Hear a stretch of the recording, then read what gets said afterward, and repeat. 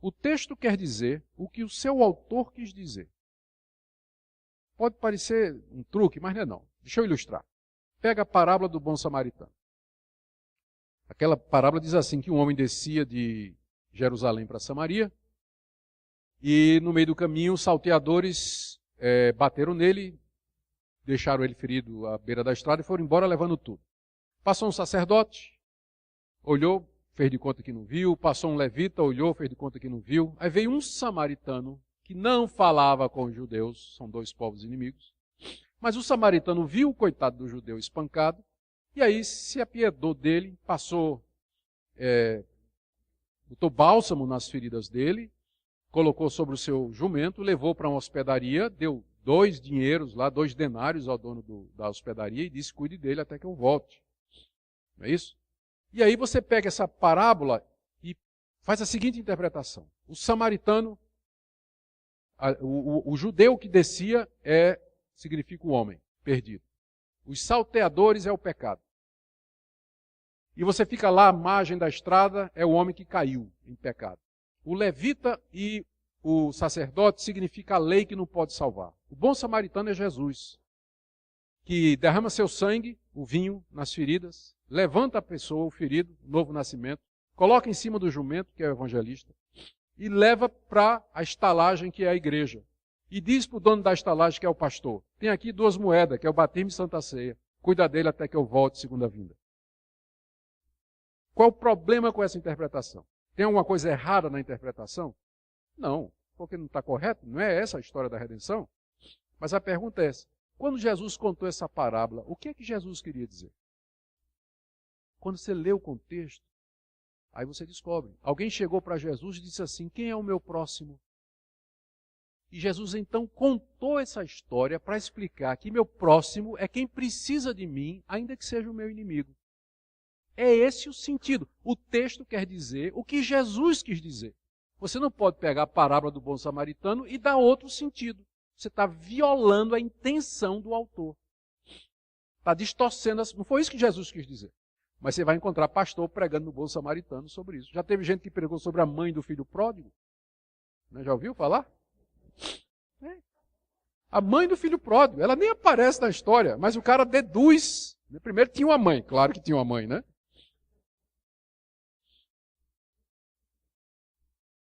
Então, o texto quer dizer o que o autor quer dizer. Sua primeira pergunta, quando você está interpretando a Bíblia, é o seguinte.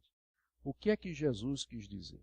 O que é que Paulo quis dizer? Você não pode dar interpretações diferentes diferente da intenção do autor do texto, porque você mesmo não gostaria se alguém fizesse isso com uma coisa que você escrevesse, não é verdade? Você às vezes coloca uma coisa na internet, no Facebook, no Twitter, e alguém distorce as suas palavras. Você fica brabo, não fica? Epa, não foi isso que eu estou dizendo, não. Como é que você acha que Deus se sente quando você faz a mesma coisa com a Bíblia, né?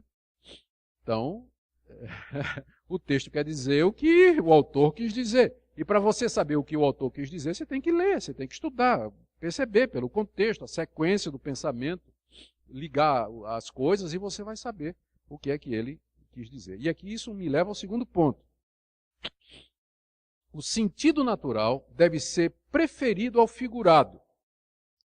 As pessoas têm uma tendência muito grande de interpretar a Bíblia figuradamente, espiritualmente, fazer alegorias, quando às vezes o sentido é simples. O sentido é aquilo, o sentido óbvio. Não tem nada além do texto que não esteja contido nas palavras. O sentido está contido nas palavras. Não existe uma verdade por trás do texto, um sentido oculto que só os eruditos e os capazes poderiam descobrir. Como aconteceu muito na Idade Média, quando a Igreja Católica começou a criar doutrinas, então apareceram os intérpretes que começavam a dar interpretações figuradas para a Bíblia, surgiu a famosa quadriga. A quadriga dizia que cada passagem bíblica tinha 4 sentidos. O natural, que era o bruto, que estava na cara. Depois o anagógico, que era uma lição moral. Depois o cristológico, que apontava para Cristo. E o espiritual, que era o que tinha a ver com a minha salvação. Então, por exemplo, quando encontrava a palavra Jerusalém, Jerusalém significa, primeiro, a capital de Israel, segundo, a igreja que está no céu, terceiro, o meu lar celestial quando eu morrer, e quarto, significa a maneira que eu devo andar nesse mundo. Mas quando Mateus escreveu Jerusalém, ele quis dizer tudo isso? Não. Quando ele escreveu Jerusalém, estava se referindo à capital de Israel. Então tem muita gente que vai ver sentido espiritual, né, na Bíblia, que não tem. Orígenes, que foi um dos primeiros a fazer isso, um cara do século III, se não me engano, quarto ou segundo, por aí. Orígenes, ele comparou a Bíblia ao corpo humano, ao homem, dizendo assim: da mesma forma que o homem é corpo, alma e espírito, a Bíblia tem 3 sentidos, equivalente ao corpo, alma e espírito. O corpo é o texto, a letra que mata. Mas o sentido verdadeiro é o espírito, que está lá dentro escondido. E só os espirituais podem conhecer. A Bíblia é um livro fechado que só os espirituais podem conhecer. Você às vezes vê, o pastor prega, né, uma mensagem e chega lá na saída a ovelhinha. Pastor, que coisa maravilhosa. Eu nunca vi isso na Bíblia. Não viu porque não está lá, né? O pastor foi buscar não sei onde, aquilo ali. Não está lá. Então, já me aconteceu de alguém me dizer isso, pastor, eu nunca vi isso na Bíblia. Eu sei. Então, prefira o sentido natural. O sentido primário é o sentido natural, lógico, óbvio, literal do texto. Quando o sentido literal for impossível, então a segunda opção é o espiritual. Por exemplo, Jesus disse: eu sou a porta. Se você interpretar literalmente, não faz sentido. Jesus não é uma porta de madeira. Logo, segue-se que Jesus está usando uma metáfora.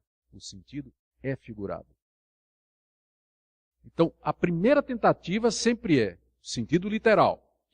Se não funcionar, se for absurdo, então é provável que você está diante de uma símile, de uma metáfora, de uma parábola, e aí você vai procurar pelo contexto para saber qual é o sentido que melhor cabe aí.